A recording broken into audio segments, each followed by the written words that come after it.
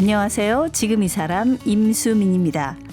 수도권 집중 현상이 점점 심해지고 있죠. 인구가 빠져나가는 지방의 경우 소멸론까지도 나오고 있는데요. 서울에서 남쪽 땅끝 마을까지 전국 답사를 다니면서 도시와 지역을 분석하고 있는 김시덕 박사는 지방 소멸까지 앞으로 30년 정도 남았다고 경고하고 있습니다. 지방 소멸을 막기 위한 해법은 있을까요? 도시문헌학자 김시덕 박사 지금 만나봅니다.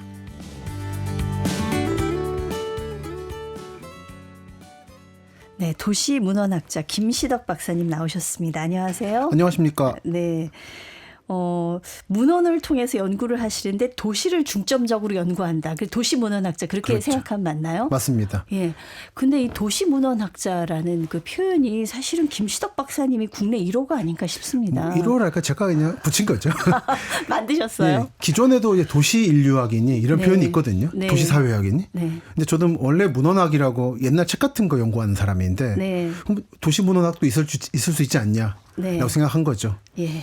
여러분이 흔히 접할 수 있는 게 그 서울에 을지로 가시면은 요즘 힙지로잖아요. 요즘 아주 정말 힙하다고 그렇죠. 젊은이들의 뭐 성지라고 하더라고요. 그렇죠. 한 몇 년 됐죠. 네. 이제 힙지로가 아닌 데를 찾아다니는 사람도 있고 네. 가다 보면 약간 옛날 간판 거기 있거든요. 예. 옛날 서예가들이 반세기 전에 아르바이트로 썼다고 하는 네. 그런 것도 사실 저한테는 문헌이죠. 아. 단순하게 레트로하다로 끝나는 게 아니라 네, 누가 네. 왜 썼고 이 간판의 재질은 뭐고 왜 여기 있고 이렇게 보면 지역별로 특징이 있거든요. 네, 네. 영등포에도 한 덩어리가 있고 그런 식으로 있습니다. 그걸 분석하다 보면 그 시대의 사회상이 보인다. 예. 이런 거를 이제 도시문헌학이다라고 하죠. 저는 이제 문헌이라 그래서 책 속에 원래 파묻혀 계셔야 되는 게 아닌가 했더니 조금 범위가 더 넓은 그렇습니다. 거네요, 훨씬. 요거는 이제 인류학에서 예. 이제 말할 때 문자 자료, 글자로 있는 자료하고 비문자 자료라는 개념이 있어요. 네. 그러니까 이제 돌덩어리 같은 것도 자료가 됩니다. 저는 예. 그 개념을 좀 인용해서 도시 전체를 보고 있죠. 그렇군요.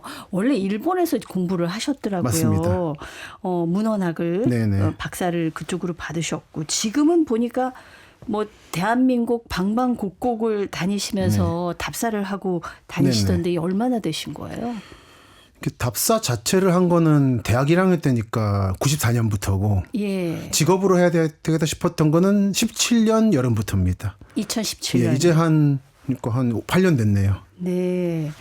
요즘 굉장히 바쁜 분이세요. 김시덕 박사님 모시려고 보니까 뭐 강연도 많으시고 요즘 뭐 유튜브에서도 굉장히 인기 강사시고. 요즘 가을이라서 그렇습니다. 다 여름에 부르시죠. 왜 가을에 부르시는지 모르겠어요.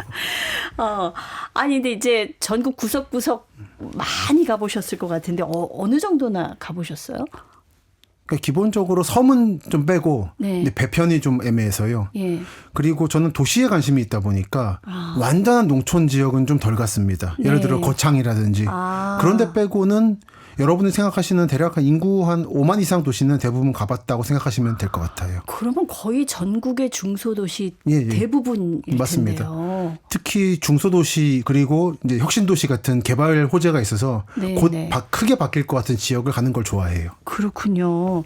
그러면 전국을 다니면서 주로 어떤 걸 보고 돌아보고 기록을 하시는지. 예. 그런 질문을 참 많이 받는데요. 네. 기본적으로는 다 봅니다. 라고 말씀을 드려요. 저는 예를 들어 공기 냄새도 맡고 네. 공기 색깔도 보고요. 예. 그게 이제 공장이 얼마나 있나 오염도가 어떻나도 보고 네. 그리고 여러분 자동차로 가시면은 주로 도시가 있으면 외곽 도로로 빠지잖아요. 예. 근데 그럴 때 외곽 도로가 있으면 옛날 마을 길이 있거든요. 네. 버스 들어가는 그런 길도 구조도 보고 길의 입구부터 안쪽까지 어떻게 배치가 되어 있나. 네네. 예를 들어 어느 마을을 가도 면소대지 정도 가면은 초등학교는 마을 한복판에 있고 예. 중학교는 마을 끝에 있습니다. 왜 그렇죠, 그거? 그러니까 초등학생은 우리가 지켜야 되는 존재고 중학생부터 너희가 이제 마을을 지켜라 그런 것 같아요.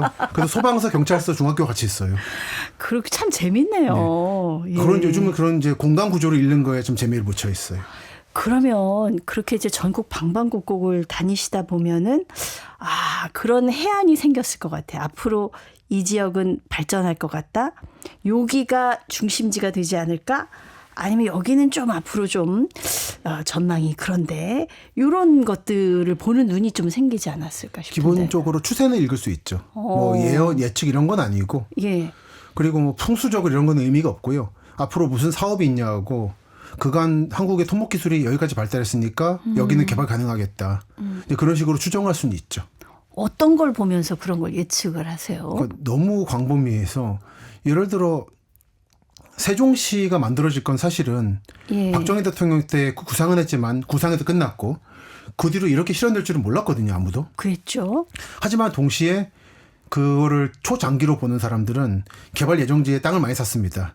알만한 재벌들이나 기관들은. 예. 그래서 지금도 보면은 세종시가 있으면은 그 주변의 특정 지역들은 너무너무 비싸요. 그래서 거기는 시 차원에서도 접근이 불가능합니다. 너무 비싸서 공공사업을 할 수가 없을 정도로. 그러다 보면 그 바깥 지역, 공주 방향이나 대전 방향 좀 남는 데들이 있거든요. 네. 그런 지역들을 중심으로 아마 공공 개발이든 이제 상업적 발달이든 이루어지겠구나 추정을 한다든지. 오히려 땅값이 너무 비싸면 그게 방해하는, 저해하는 발전을 그렇습니다. 막는 요건이 되는군요. 맞습니다. 너무 비싼데 그분들은 생각이 딴 데 있으니까 뭐 대규모 개발을 통한 수용 같은 거 생각을 하겠죠. 아니면 예. 본인들에 의한 대규모 택지 개발한다든지. 네, 네. 그래서 가보면 40년 전에 비쌌던 땅이 지금도 저기 소 기르고 네. 전원주택이 있고 그래요. 되게 한적한 동네입니다. 왜 이 동네가 비싼지 도무지 이해가 안 가는. 그렇죠. 그 40년 전의 맥락을 모르면은 알 수가 네. 없는 거죠. 그렇군요. 그러면은 사실 저도 뭐 이제 은퇴가 오래 남지 않아가지고 나중에 은퇴하면 어디서 살아야 되나 이런 생각 많이 하는데 네. 혹시 돌아다니시면서 여기 살면 좋겠다 그런 동네들도 좀 많이 찾으셨을 것 같은데 많이 있죠. 좀 몇 군데만 소개해 주세요. 제가 지금 오늘 이제 테마가 되는 책이 한국 도시의 미래라고 전국에 네네. 대한 전망인데 그 앞에 책에서 우리는 어디서 살아야 하는가 그 말씀을 드렸어요. 네. 한국 사람들이 저한테 그런 질문을 많이 하십니다. 어디가 좋습니까? 할 때 정말은 본인이 뭘 좋아하는지를 잘 모르세요. 그러다 보니까 결국은 여기 살면 오릅니까로만 귀결이 돼버려요. 근데 선생님 방금 질문은 그런 게 아니잖아요. 그렇죠. 그러면은 본인은 어떤 걸 좋아하십니까라는 질문부터 드려야 돼요. 네. 이건 이제 인문학적 접근이겠죠. 예. 그래서 가장 크게 중요한 게 널찍한 평야나 강이나 바다 뷰를 좋아하냐, 아니면 좀 이제 아담하고 이제 둘러싸여 그 산에 그리고 좀 산의 풍경이 좋고 이런 데를 좋아하시냐에 따라서 크게 갈립니다. 그럼 답이 뭐 수백 가지가 그렇죠. 나오겠는데. 그렇죠. 한 가지가 아니라는 게 이제 인문학적 접근이겠죠. 예. 저는 도심의 편의를 최대한 활용할 수 있으면서 너무 복잡하지 않고 집값이 안 비싼 곳. 그런 도시 정도는 이제 강원도나 충남의 이제 후보들이 있죠. 그래요? 예를 들어 요즘 원주도 좋습니다. 네. 원주는 쾌적하고 서울에서 비교적 근접해 있고요. 예를 들어서. 예. 그리고 기본적인 연대 세브란스 병원도 있고. 병원이 있네요. 네, 그러면서 치악산이라고 하는 대단히 멋있는 산도 있고. 네. 그리고 가중 개발 계획도 있어서 앞으로. 예. 근데 이제 교통이 편해질 겁니다. 예를 들이는데 또는 전주. 전주가 또 혁신도시도 있고요. 도청 소재지라서 기본적인 편의가 있고. 전주에 보니까 공공기관이 또 많이 내려갔어요. 그렇죠. 그리고 예. 전주 사람들은 사실은 대전권이기도 해요. 대전의 뭐 백화점이라든지. 네. 그래서 그런 식으로 보면은 그런 도시들 그러면서도 이제 강이 1급수라서 시내 하천이 네. 쉬리가 잘합니다. 아주 쾌적하고 덜 비싸요. 그러니까 우리가 이제 집값 비싸다고 서울만 할 게 아니라 조금 나이 들면 눈을 좀 넓게 가져야 될 필요가 그렇습니다. 있을 것 같습니다. 맞습니다. 사실 우리 김시덕 박사님은 뭐 도시문헌학자 이렇게 얘기했지만 사실 인문학자시잖아요. 그래서 뭐 부동산과 직접 관련이 있는 분은 아닌데 요즘 부동산 업계에서 굉장히 박사님한테 주목한다고 들었습니다. 그러니까 그분들이 정말 사활을 걸고 사업을 하시니까 네. 모든 정보를 다 끌어보겠다는 생각을 하시는 것 같아요. 그러다 보니까 이제 본인들 필요한 거 직접적인 거 말고도 최대한 많이 얻자고 하는 중에 저한테까지도 주목하시는 것 같습니다. 네. 조금 먼 미래를 이렇게 보시는 거잖아요. 그렇죠. 큰 구조를 보는 거고. 그렇죠. 틀을 보시는 거고. 와, 제가 아파트를 말하겠습니까? 그거는 전문가들이 계신데.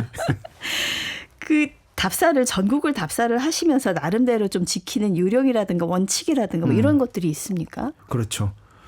저는 기본적으로는 걸어 다니는 걸 좋아합니다. 네, 정말 걷습니다. 그럼 차를 가지고 운전하시는 게 저는 아니고 면허가 없어요. 무면허. 없습니다.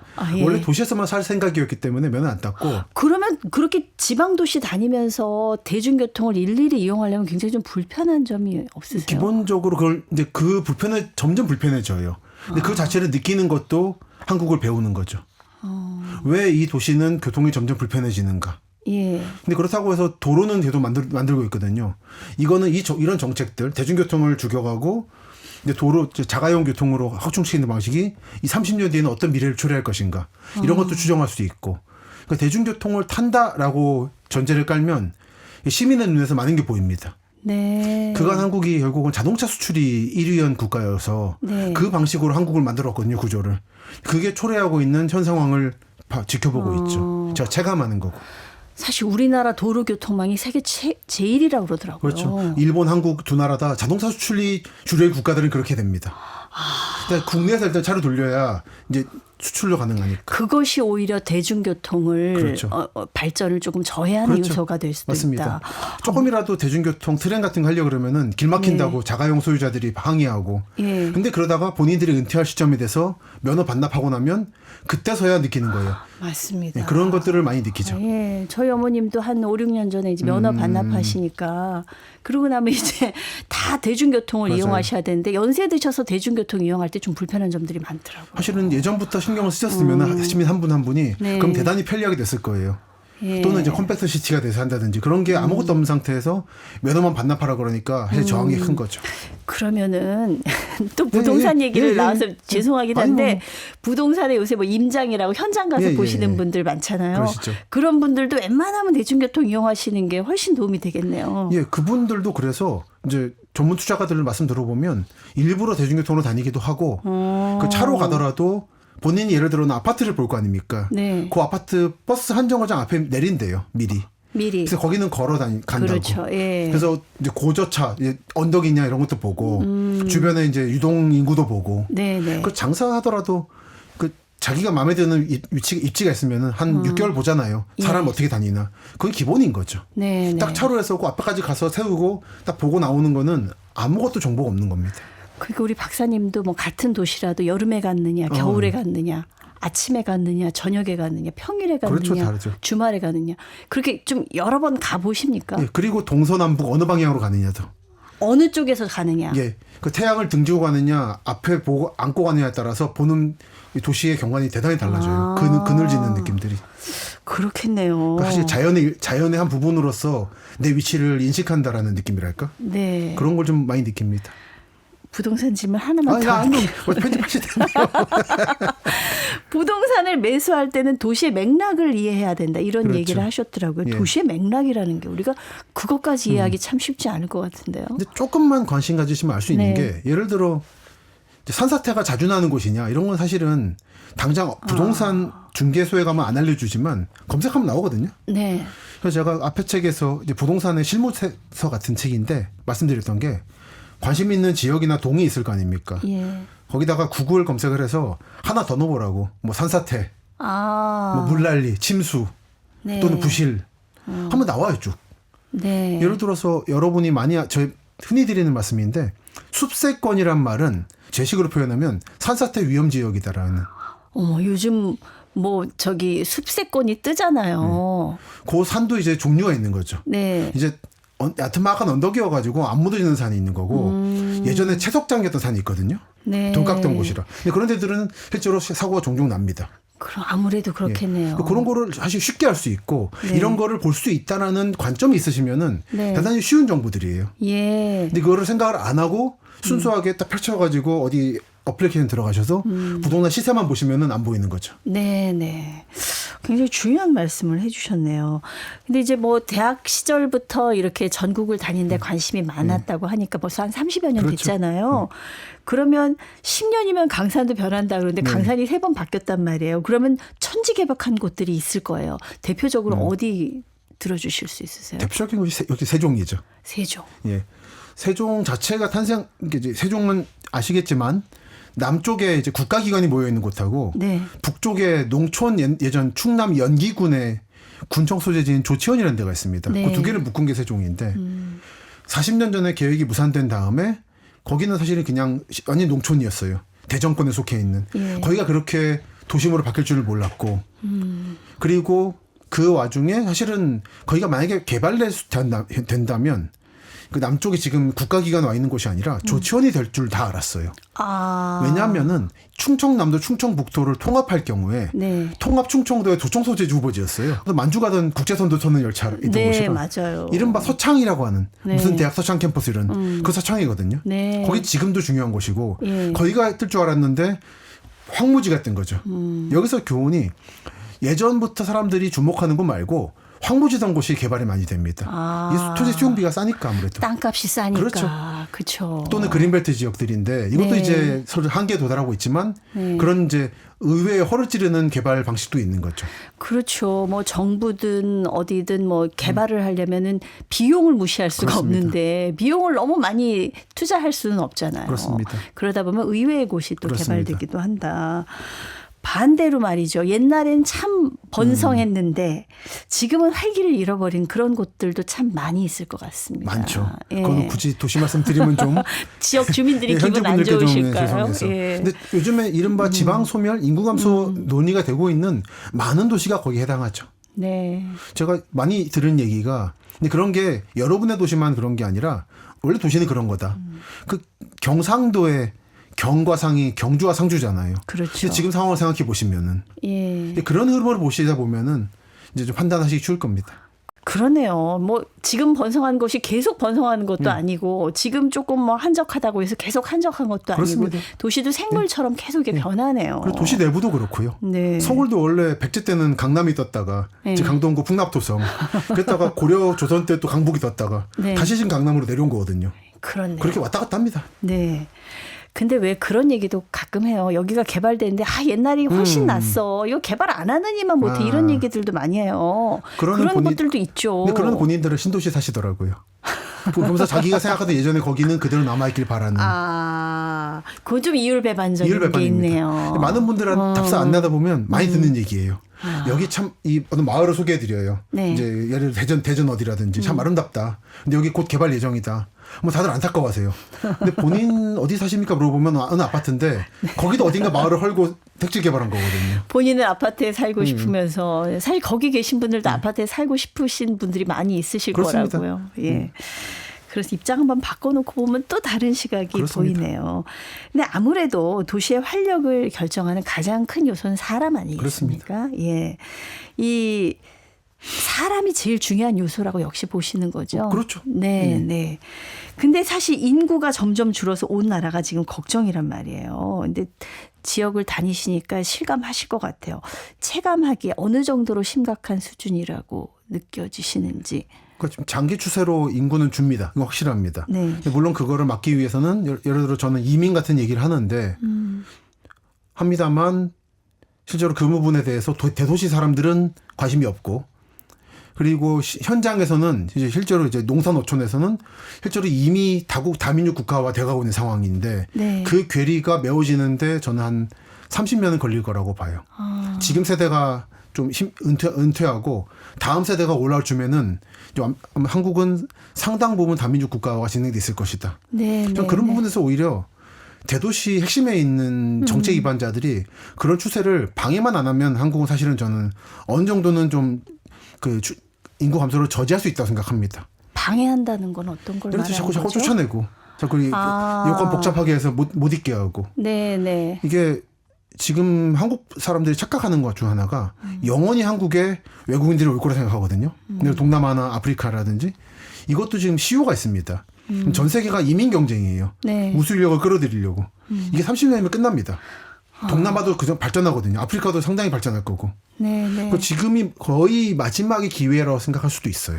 그러니까 외국인 노동자들이 와서 우리 일자리를 뺏는 게 아니냐 뭐 이렇게 인식하는 그런 것들도 있는데 사실은 나중에는 오라고 해도 안 올 거다. 없을 겁니다. 지금 그걸 걱정하시는 거잖아요. 일단 일자리를 뺏는 것 어느 부분은 뺐겠지만 현장에 저 완전히 산골 오지 가면은 외국인밖에 없거든요. 네. 한국인들이 안 옵니다. 예. 안 오니까 그 자리에 있는 건데 뺏는 게 아니에요. 그게 네. 하나 있고 그리고 30년 뒤면은 이제 다 말씀드렸지만 발달할 거기 때문에 그 나라들도. 예. 그리고 특히 한국이 약점이 뭐냐면 한국어가 좀 어렵습니다. 그게 커요. 영어 배워두면은 어디 가도 되거든요. 네. 그러니까 똑같은 조건이면은 이제 한국에 올 거냐, 일본에 올 거냐, 또는 캐나다에 갈 거냐 할 때 캐나다로 가는 거죠. 게다가 캐나다 이런 나라들은 조건도 더 완화해 놨어요. 네. 그러니까 한국이 이렇게 여유 있게 있는 상황이 아니라 생각해요, 저는. 우리나라가 좀 폐쇄적인 정책을 취했지만 요즘은 사실 굉장히 좀 적극적으로 문호를 열고 있는 것 같은 느낌을 저는 받거든요. 근데 이제 정착은 거부하고 있죠, 여전히. 돈만 벌어서 간다. 보낸다. 보낸다. 돈만 벌어 간다가 아니라 오래 있지 말아라 정책이죠. 그래서 조건이 굉장히 복잡합니다, 비자들이. 네. 근데 그런 것들이 가급적이면 안 있게 하고 싶으니까 복잡하게 만드는 거예요. 오히려 정착하게끔 해야 한다. 네, 저는 그 와중에 혼란이 있을 건데 그건 대도시 분들이 체감하지 못하는 상황인 거고 이미 진행 중이고 그거를 자꾸 그렇게 괴롭히지만 않아도 한국은 전 특히 농산어촌에서의 이제 마을 소멸 부분은 상당 부분 저지된다고 봅니다. 물론 제 이런 말씀 드리면 많은 분들이 싫어하시는 건 아는데 어쩔 수 없습니다. 일본에서도 이미 많이 나왔던 얘기인데 그러니까 다민족 국가화가 되면서 혼란을 감당할 거냐 또는 우리끼리 소멸할 거냐. 네. 근데 일본은 좌우파가 모두 합쳐서 우리는 평화롭게 소멸하는 길을 택하자라고 했거든요. 네. 지금 정말로 농촌이나 소규모 공장들은 안 돌아갑니다. 요금이 없으면. 네. 그거를 대도시에 있는 분들만 지금 이게 기본적인 정책이든 언론이든 사대문이나 서울에만 있다 보니까 안 보이는 것뿐이에요. 네. 전 전국을 다니다 보니까 체감하죠. 예. 사실 지금 지방자치단체장들이 가장 큰 과제 중에 하나가 인구 유출을 막고 인구 유입을 하는 거잖아요. 네. 그래서 뭐 우리 동네 와서 살면 이런 혜택을 주겠다. 아이를 낳으면 그렇죠. 이런 혜택을 준다. 그런데 그렇게 큰 효과는 없지 않나 싶거든요. 없죠. 예. 왜 그런 걸까요? 그러니까 한국에서 이런 인구 감소 문제 또는 이제 컴팩트 시티 압축 도시 논의가 를 촉발시킨 것 중 하나가 일본의 내각에서 만든 마스다 보고서라는 게 있습니다. 네. 거기서도 그런 얘기를 했는데 이미 20여 년 전에 모든 도시, 모든 농산어촌이 다 인구 증가를 노리는 건 불가능한 거다. 그러니까 최소한의 거점 도시만 확보해서 이제 인구 감소 저지선을 만들어야 된다. 근데 일본은 정말 여러 지자체가 이제 도산하기도 했거든요. 유바리시 같은. 그러다 보니까 절박함이 있는데 제 느낌으로 사실 한국은 그 절박함에 도달하지 않았어요. 아직 많은 농산어촌 하나의 군까지도 우리는 돌릴 수 있다고 믿고 있어요. 이 다음 단계 좀 와야 최소한 우리 지역 도라든지 이 전체 대표 도시 하나라도 지켜서 최소한 막아보자라는 합의까지 갈 것 같아요. 아직은 다 경쟁하는 중이라 모든 군, 모든 시가. 아직은 다 희망을 품고 있는 거예요. 품고 있는데 그게 오히려 더 안 좋은 측면이 될 수도 있다. 지금 그런 얘기를 하시는 건데 사실 뭐 여기저기서 인구 감소, 지역 소멸을 걱정하지만 이렇게 복잡한 대도시에 사는 사람들, 이렇게 수도권에 사는 사람들은 그 실감하기가 사실은 어렵단 말이에요. 여기 계속 택지지구 만들어지고. 네, 어렵단 말이에요. 근데 과연 우리가 이렇게 피부로서 인구 감소, 지역 소멸에 대한 위기의식을 느끼게 될 날이 곧 온다 이렇게 예측을 하셨던데 이미 농산어촌은 많이 왔고 이제 대도시권 특히 이제 제가 대서울권이라 부르는 수도권 플러스 충남 이제 강원 일부 그리고 이제 이런 지역들은 덜 느끼는 거죠. 시차란 게 있습니다. 그 하늘을 보시면 북두칠성이 있는데 우리는 7개의 별을 똑같이 보지만 다 연령이 다르거든요. 그것처럼 지금 시차가 있는 거예요. 시간차 때문에 착각을 하고 있는 겁니다. 왜곡이 있어요. 이 농산어촌은 이미 왔고 대도시 특히 서울권은 늦게 오고 있는 거예요. 근데 이미 경기도의 외곽 지역이라든지 또는 서울의 외곽 지역에서도 많이 느껴집니다. 그거는. 근데 그거를 정말 핵심부 말하자면 강남하고 서울 4대문 핵심 지역에서 집을 가지고 있고 직장에 있는 사람들 그분들이 안타깝게도 정책 위반자다 보니까 못 볼 뿐인 거죠. 우리 바로 코앞까지 와 있다. 바로 와 있습니다. 바로 서울의 외곽에 초등학교들도 부모가 외국인인 자녀들 되게 많아요.